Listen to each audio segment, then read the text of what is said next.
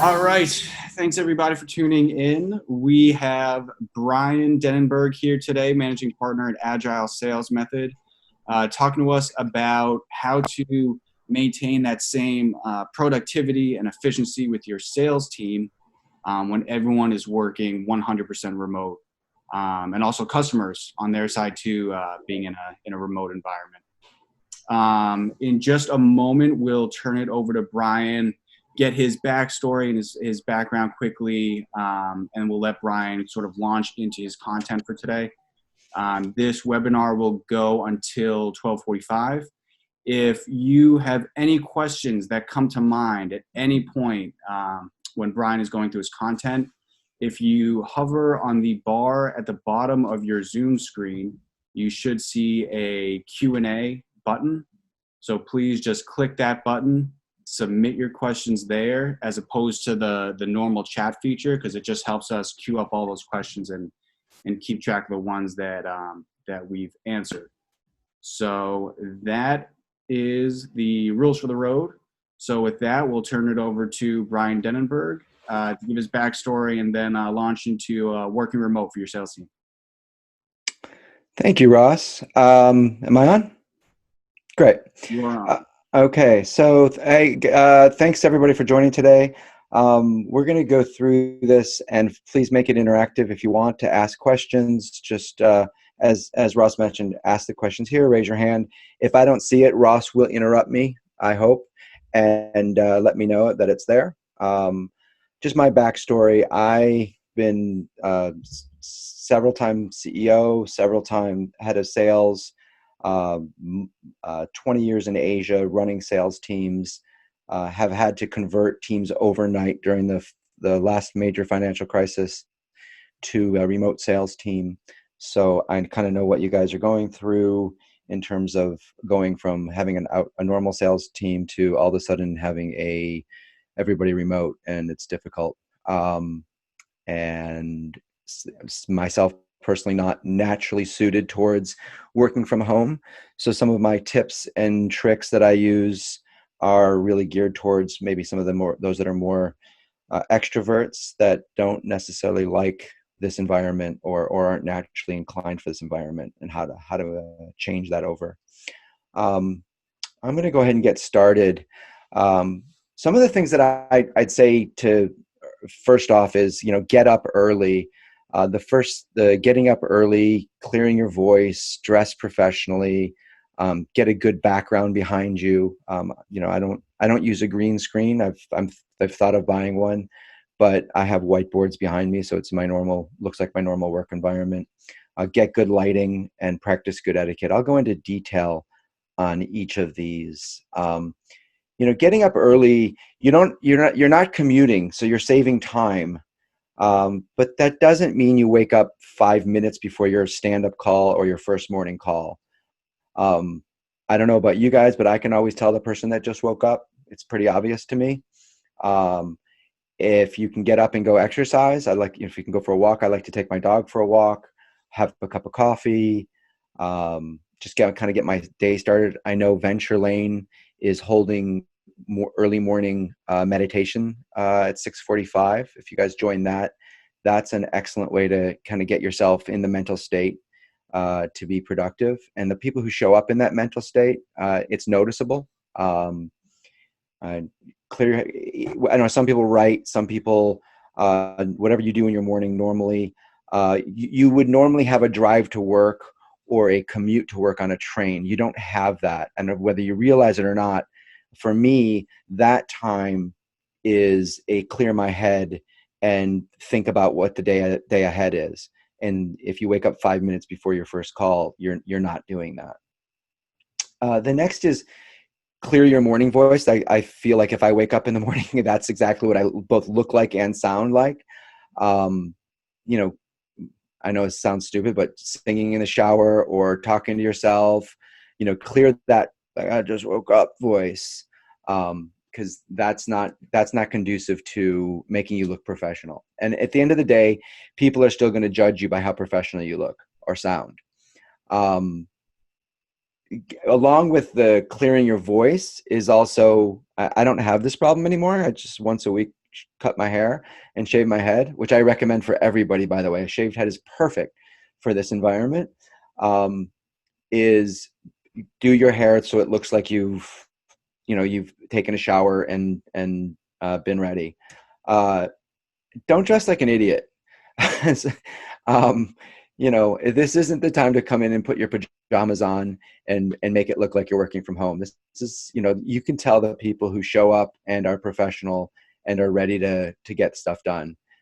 Be that person, not the guy that's dressed in his pajamas. What you do here is going to convey imagine if you walked into the office, that's how you want to be dressed. Now you can not wear pants, or you can wear boxer shorts or whatever you do below. But at least from waist up, the part that's going to be in the video, make sure you look professional. Choose a background. You can't see, there's a messy bed in the other side of this room and books all over the place. You can't see that because I choose to make you only be able to see this. You choose a background that looks like it's an office, or at least looks professional.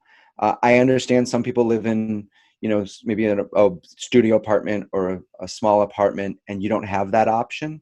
Then look into some of the Zoom background, like use Zoom, use the backgrounds. Microsoft allows you to blur the background, whether you're in Skype or in Microsoft Team meetings. So utilize those features, or get a green screen and create a background for yourself. I've seen some really creative, cool things used. Take a look into those options. Sorry, I went back up. Lighting matters in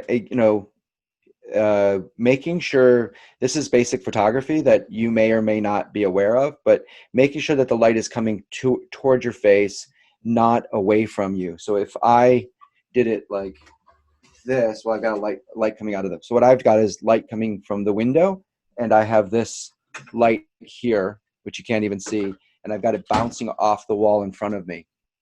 $25 on Amazon. Now it's a little bit too bright. I had it all set up perfectly, and I just pulled it. $25 on Amazon. It means you never have a dark face, no light on your face, and black, and you don't look like you're hiding in the background. So facing towards the light, face towards the window.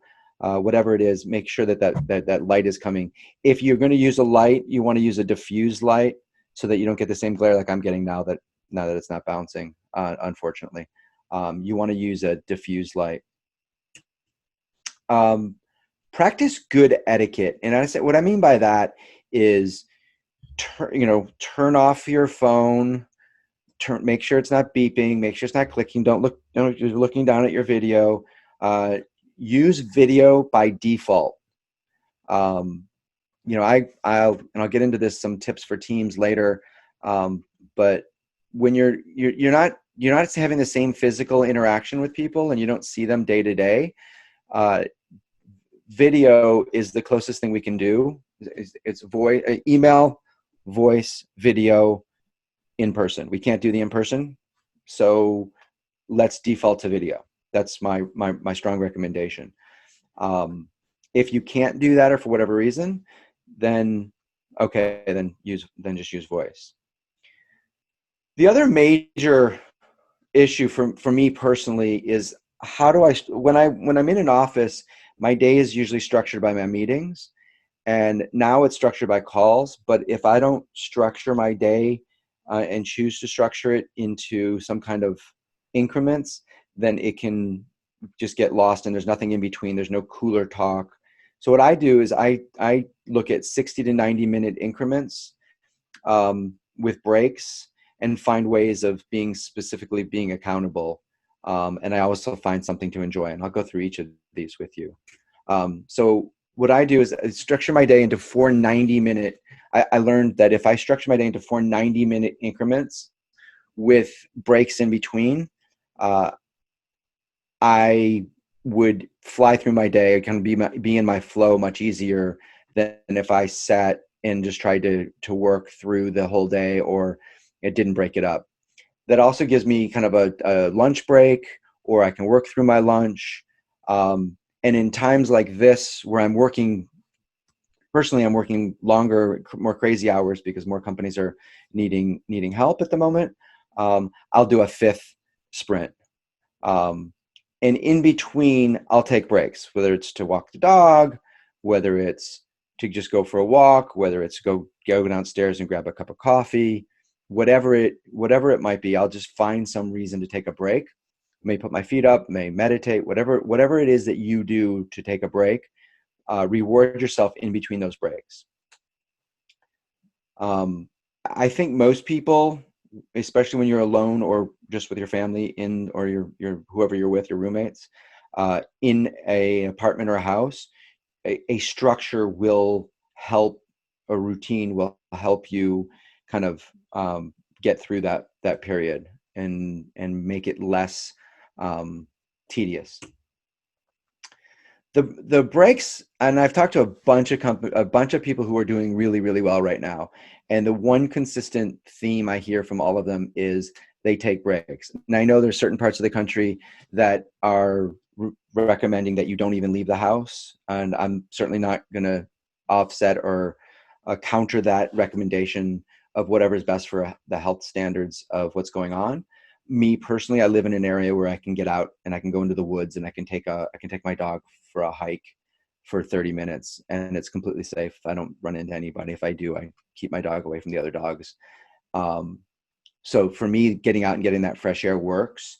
I do group calls, and I don't mean just for work. I mean, I may do it socially. One of the companies I work with, I don't know if they're on right now, they do a group lunch from 12 to 1 every day. Anybody can pop in and go have lunch with the team. What I've found personally, what's nice about that is I join those lunches and I find that it's nice. I'm interacting with some of the non-sales folks that I normally interact with. So I've just found the socially or the interaction is different than I normally had. It's not better, it's not worse. It's just different. And I'm enjoying the difference. I try to default all my personal calls to video as much as possible. Just because, whether it be family, whoever, I can't see them in a way that I normally would physically. So I default to video. I've been having lunch and dinners with friends and family that are not in my hometown, where I live now, is Boston. And what I found really interesting is that I'm hoping this becomes the new normal, that there's no reason I couldn't have lunch with somebody by video. I'm actually enjoying this. I would recommend you find those ways of breaking up that monotony and having that social interaction. I've seen some interesting ideas of when we'll talk about this later in groups, of happy hours and other stuff. If anybody has any suggestions, I'd love to hear them, whether it be now by raising your hand, or if you at the end want to email me, I'll leave my email at the end. I'd love to hear any suggestions of that people are using for taking breaks and breaking the monotony. Now would be a good time, or feel free to do it at the end. The other major one is learn to be accountable. I don't know if I may bring him on if he is. I may should have turned these phones off. Sorry about that. My old business partner from Singapore may pop on. Is be accountable. Is have somebody that if you don't have a boss or a manager that you need to be accountable to, find an accountability buddy, somebody that you can check in with, whether it be every day or a couple times a day between your sprints, or just even at the end of the day in the morning, that's going to help hold you accountable and you can hold them accountable. You don't realize it, but when you're in an office, some of that camaraderie, that holds you accountable when you're in, especially in sales. If you're in an office with other people, you find that your competition, the natural competition in the office, is an accountability tactic. You may or may not have that now with your teams. And if you don't, find somebody who will help keep you accountable. It's like having a workout person, a workout buddy, someone that's going to force you to be your best. I personally set sprint goals. I try to do them if I've got goals I need to hit throughout the day for each of my sprints. I set a goal of what I want to do in the next 90 minutes. And you can keep people updated, whether it be by Slack. There's so many tools now. We can talk about tools at the end. I see there's something blinking here. Sorry, I'm not used to doing these webinars. It says 5 more people. That's no. Right. I think Steve just raised his hand when you said, well, what are your guys' recommendations for taking breaks? Oh, they're doing it in chat. Okay. So I was, guys, just so you know, I've been looking at the Q&As. If you leave it in chat, that's fine. Thanks for Ross, if you can help keep that. It's not easy for me to keep my eye on that. I appreciate that. So go ahead, Steve. Can we give him the mic? Yeah. Give me one quick sec. Okay, Steve, you should be able to talk. All right, can everybody hear me? Yes. Yep. Okay, first of all, thank you so much for hosting this webinar. I mean, it's in this time, I think we really need to keep up the great work with all this content and stuff. 2 things. So you mentioned like suggestions for taking breaks and stuff. Yep. So I love reading. I love books. Every time David Cancel from Drift puts out like his big stack of books, I'm like, bro, I've got so many more books than you. But anyway, I mean, no disrespect to David, he's an awesome guy. But anyway, second thing is that I really like that you touched on accountability, because I think that especially if we're all home now, and the temptation is to just kind of like chillax, and that plays into so much stuff. So for me, my accountability buddy is actually my girlfriend. She's actually my significant other, and it's weird because it's 2 things. So like, there's a dimension of accountability where there's that one piece where she's like, okay, you need to work now. But also, just as importantly, I think, I don't know if you guys want to push back on this too, is like your accountability buddy in this particular situation should also be reminding you to self-care, to step away, to take a break. So in addition, like I said, to my gratitude for this event, I'm just going to, mute myself again and let you guys carry on. Thanks again. No, thank you. Thanks for sharing that. That's a really good point. I appreciate that insight. I don't know as though I could have my wife be my accountability buddy, but I love her, but maybe she is anyways. But no, it's a really good point, is having somebody that doesn't just push you to get work done, but also take a step back. So different people react differently in times like this. And I see people who freeze. You literally get paralyzed by the stress and the uncertainty. And I see people who just go full force and just work. During previous chaos in my life, I've done both. So I know both sides of the coin. And having somebody to kind of pull you out of either of those is helpful. So that's a really good feedback. And thank you, Steve, for chiming in. I'm going to find something to enjoy, as I mentioned earlier, whether it's lunch with the family, dog, taking a walk with your dog.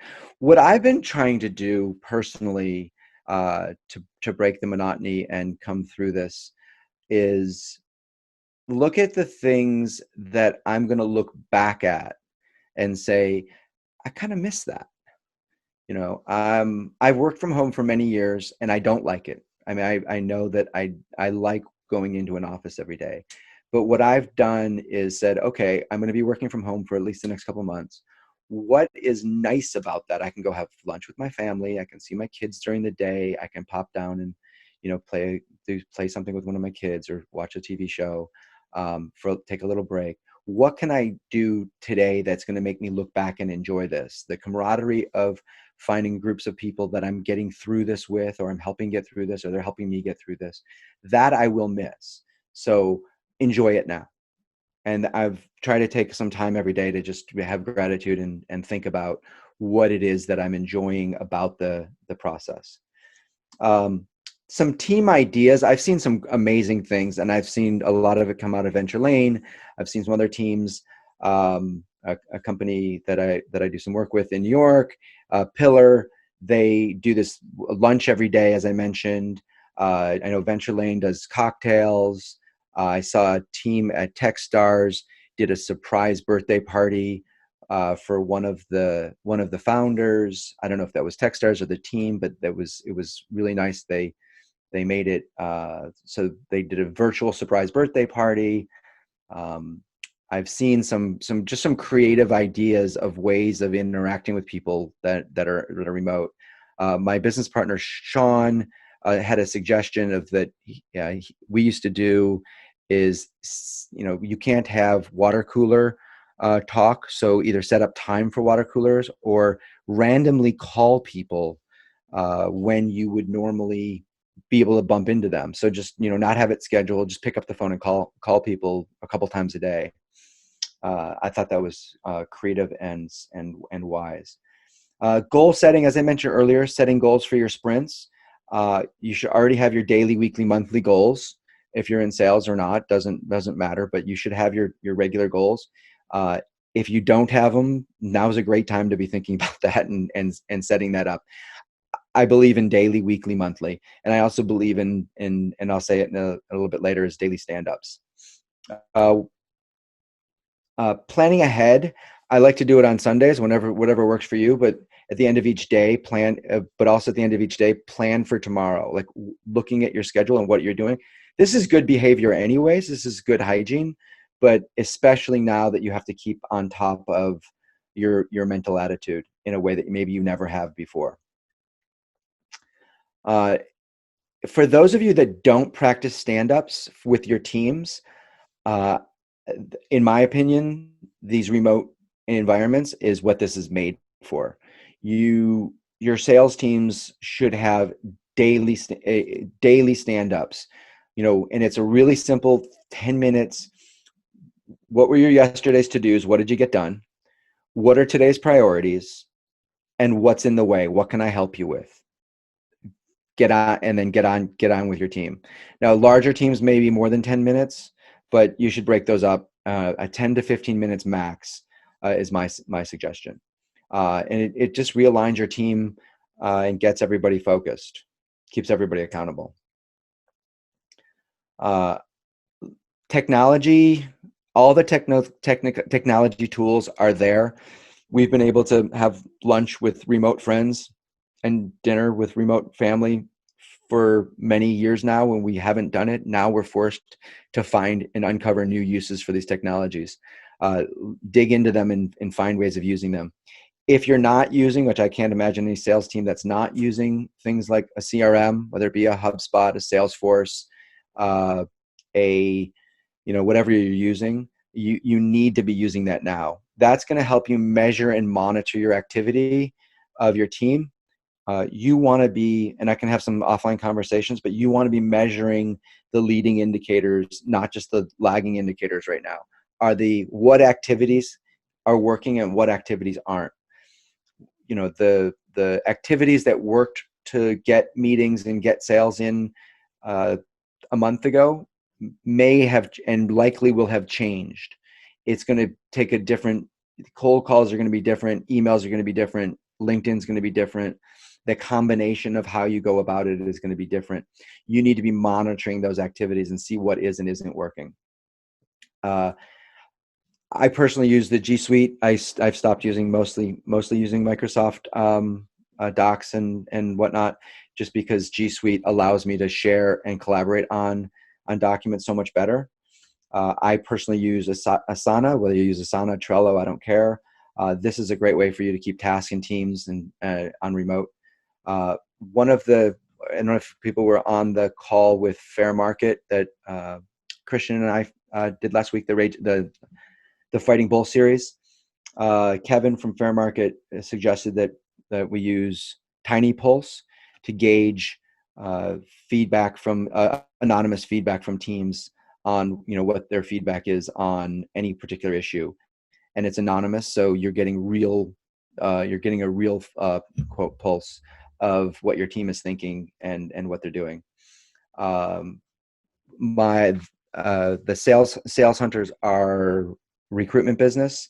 Sean uses a tool called Time Doctor, and that's to monitor what people are doing remotely. It's not meant to oversee them like an overlord. It's meant to help them improve their performance, to make them realize, hey, you took you 15 minutes, every 15 minutes you kind of stopped working.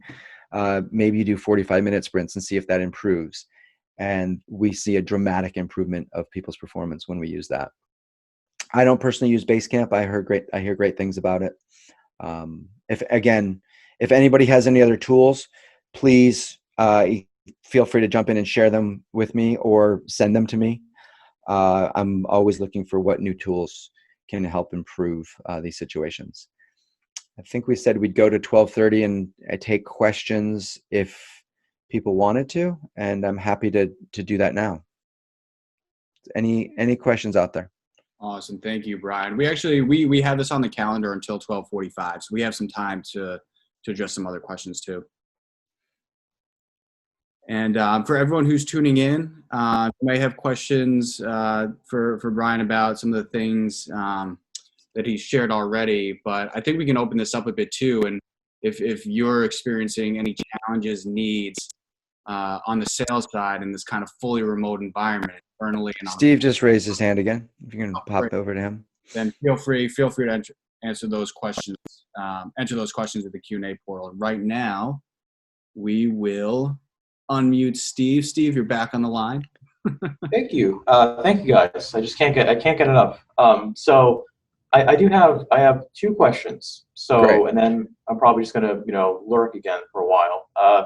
So my first question is, will this Prezzo be made available for people to read through,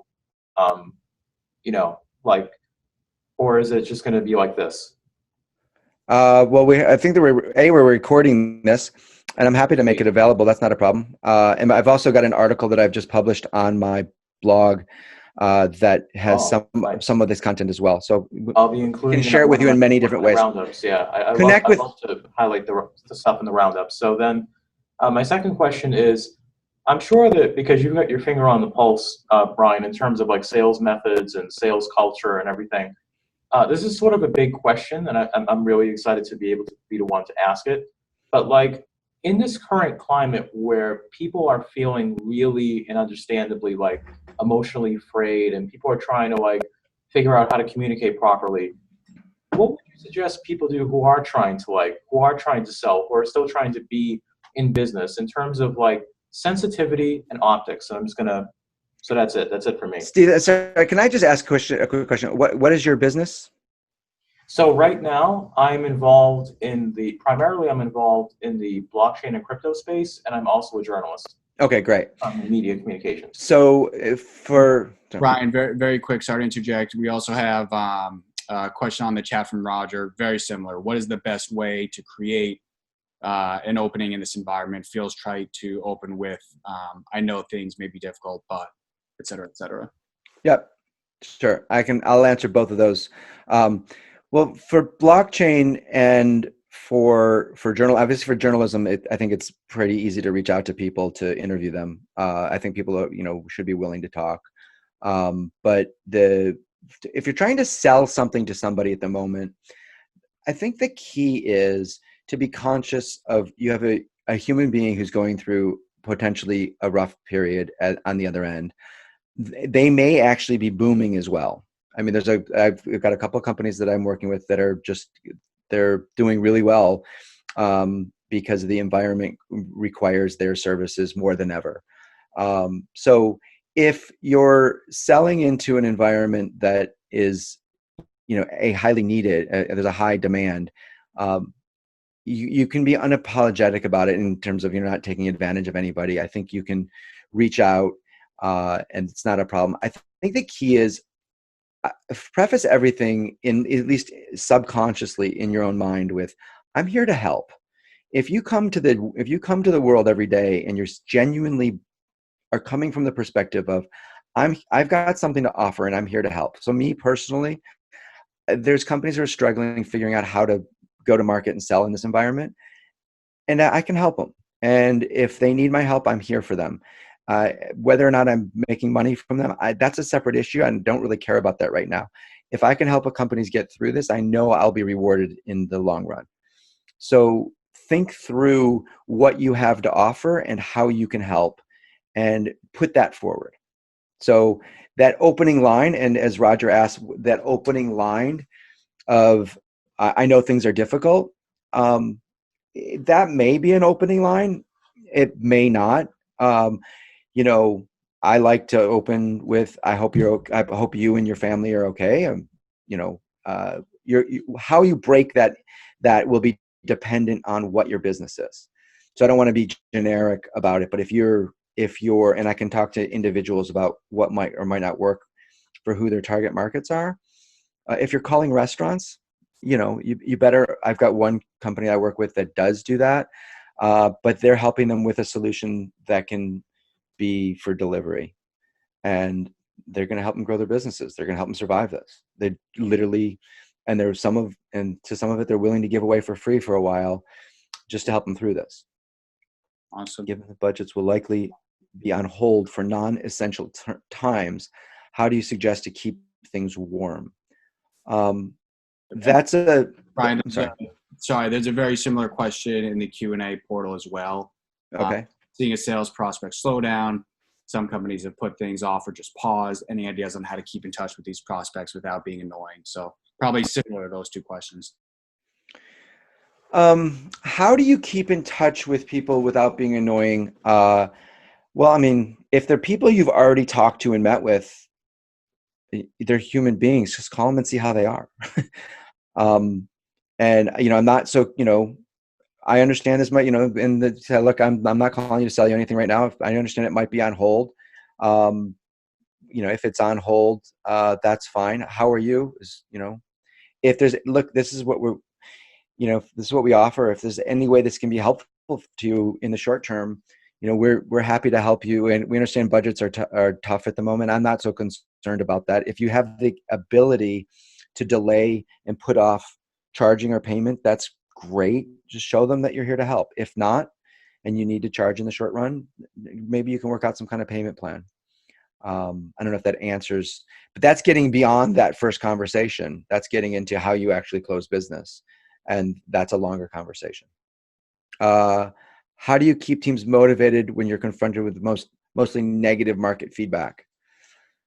Well, I think as Christian, as we heard from Tarek from Fair Market last week, this is the time that salespeople are challenged to see what they're made of.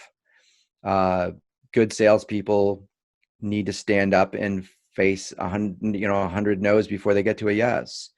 You know, I don't know if there's any other way around that. You know, we're going to need to get, you know, we need to be tougher. It's hard, but we got to be tough in this environment. We got to be human, but we also got to be tough. It's going to take more phone calls. We were operating in one of the biggest bull markets in U.S. history, and all of a sudden we're going to be in a tough market. And it's a change of behavior for those that haven't lived through a really tough market. Selling into tough markets it's hard. You're going to have to wake up every day and get in your mental state. And that's kind of what the earlier part of this was about, is show up to work, get in your mental state, because it's super important right now. You're going to have to be ready to bounce back, because you're going to get more no's than you've ever gotten before. And you're going to have to be more human than you've ever been before while you're trying to ask for business. And it's different. It's hard. Ryan, with some of the teams that you're working with specifically, are you noticing kind of like a decrease in morale and motivation for them on the sales side? Is it the opposite? Are they kind of like really kicking the tires right now and feel extra motivated? Any patterns or trends there? Well, I like to think my job is to help keep them, from getting demotivated. But it's a good question. Look, they have to be realistic. It's harder, and their bosses have to be realistic. It's harder, but you know, and the numbers are going to be either down or different. For some, it's going to be up. I know somebody in the meat business. Their business is doubled. So, some businesses are going to be way up. It's, so the question of how, goes back to how do you stay motivated? You just got to get yourself in that mental state of, it's going to be harder, but I can get through this. I'm bigger than this. If you freeze, if you get paralyzed and you curl up, there is no way through this. One of the things I always like to look to for hiring for salespeople is not just sports, but some kind of sports background, or maybe they did debate, or maybe they did, Model UN, or they did something that made them keep having to keep trying and try something different and keep getting better at it, because you understand that, this is going to require you to step up and be your best. I think this is a personal challenge for all of us to overcome something that we never thought was possible. And it is possible. We will get through this. The stimulus package that was just put through is going to help turn business around faster. It's definitely going to help. So there's going to be a shining light at the end. People will start taking your phone calls. People will start taking your emails. LinkedIn is working. I hear lots of companies that are getting a response from LinkedIn because people are sitting at home. It's just what was working before is going to be different. It's not going to be the same to get the same responses, and you just got to go out there and figure out what is going to get that. Awesome. So for everyone who's tuned in, you may be multitasking or sort of on other calls at the same time. We have Brian Denenberg here, managing partner at Agile Sales Method. We've opened this up to a bit to any challenges, needs that you all are seeing sort of on the sales side in this kind of new normal, fully remote environment. Throw them into the Q&A portal down below. And we have Brian here, who is very quick on his feet and happy to lend his expertise. It looks Sean, like hand raise from Sean. I'm better at face to face than in staring into my computer screen. But that's just the extrovert in me. Sean just raised his hand. Go ahead, Sean. You're on mute, Sean. You got to unmute yourself, or Ross has got to. There he goes. Sean? Sean is unmuted, but we cannot hear him. He's muted again. You know what we can do is temporarily, let's promote him to a panelist. Let's see if that does something. Maybe you can type his question. Yeah.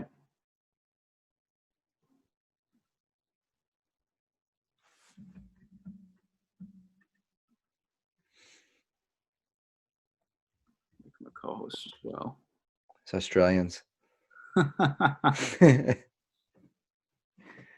Okay, well, we'll keep giving Sean an option to get his audio going. Sean, if not, the chat feature's there. And for anyone else on the line, questions, needs, new challenges you're facing on the sales side, question about switching to different platforms and messagings in the current climate. I'll give everyone a minute to digest that.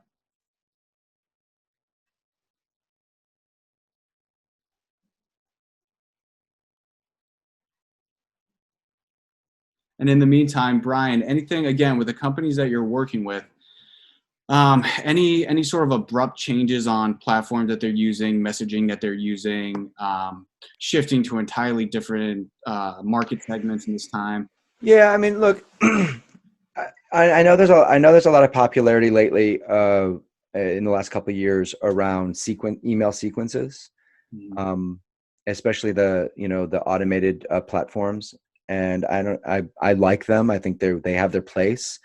My personal suggestion would be, if you're going to use an automated sequence at the moment, make sure that not just the first one, but the ones after that are highly personal. People getting jammed with, multiple that are obviously not a person sending those emails, they're just going to be really turned off right now. I would default at the moment towards as personalized as possible, unless you're in an industry that has got to hit volume because there's such demand for it. I mean, if you're selling, and that's not toilet paper because they don't have to worry about sales; those are just coming through to them.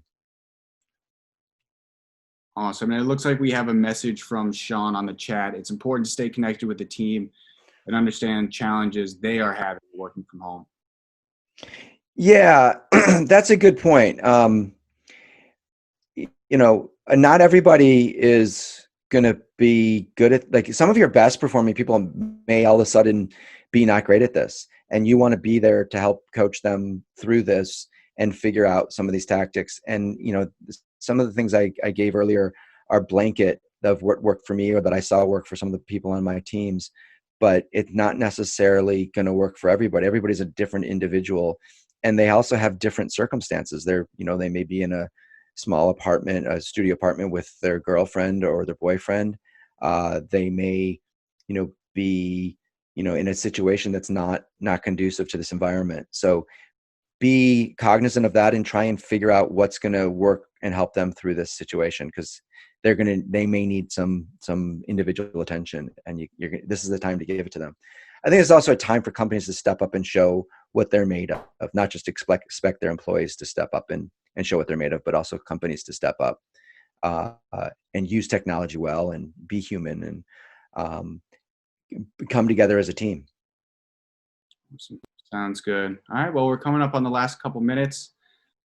Brian, thank you for taking some time to help everyone kind of get used to this new normal, at least for the time being on the sales side. I think probably a lot of the content today really dug into the human component of a lot of what we have to do to get sales continued going again, to get yourself personally set up at home and into a routine, and really tapping into what your customers might be feeling on their end emotionally, not just what their most acute business needs are at the time. So thank you for that. I'm just going to quickly. My last advice, Ross, is shave your head. Shave your head. You're going to love it, man. You're not going to have to get haircuts. You're going to love it. Shave your head. Brian keeps pitching this. I think maybe if he does it a couple more times, I might cave. Come on, man. Shave your head. For everyone who's tuned in, I'm just going to share my screen for just a moment. No, sorry. Technical difficulties. We'll get this going for the next webinar, but for everyone who's tuned in, some things coming up this week on the Venture Lane side, other webinar material. As Brian mentioned, every morning, 6:45 to 7 a.m., we have Jim Lopata from ACEUP, the head of coaching supervision at HUP, is leading us all in a morning meditation. In addition to being an executive coach, Jim is a meditation coach and practitioner as well. And I will, if you follow us on the Venture Lane Boston Startup Hub on LinkedIn, our company page, you'll see the updates and the Zoom IDs going out for all these things. Morning meditation every morning this week going forward. On Tuesday at 12 p.m., we have a CTO circle. If you have a CTO on your team, you are a seed-stage tech company, encourage them to follow Venture Lane on LinkedIn. We'll have a call tomorrow at 12 p.m. Very quick, 30 minutes. All CTOs at seed-stage tech companies kind of sharing what's going on with them, the current climate, and trying to get some peer insights on how to tackle those things. Wednesday at 12 p.m., we have Managing Cash Burn to Secure Your Runway. This is Chris Combs, co-founder and COO at Link Squares, talking about doing some cost analysis. And then on Thursday at 12 p.m., contingency planning, lessons learned from the Great Recession of 2008. We will have Douglas Kim, Chief Growth Officer at Cogito Corporation, talking about doing some emergency contingency planning. Again, follow us on LinkedIn to get Zoom IDs for all these sessions, or just reach out to me over email. I'm happy to share that information with you. And Brian, thanks again. I think we have your contact information on this. Yeah, sorry, that should say bdmg.com if you want to email me and find me on LinkedIn. I believe there was a link to, I was connected on the LinkedIn to this announcement of this event. So feel free to connect with me on LinkedIn, and I'm happy to answer questions. All right. Anything I can do to help. Awesome. Thank you, Brian, and thanks everyone for tuning in. And we'll see you soon from some more virtual content in the weeks to come. Thanks, everybody. All right. Thanks, Ross. We appreciate the time.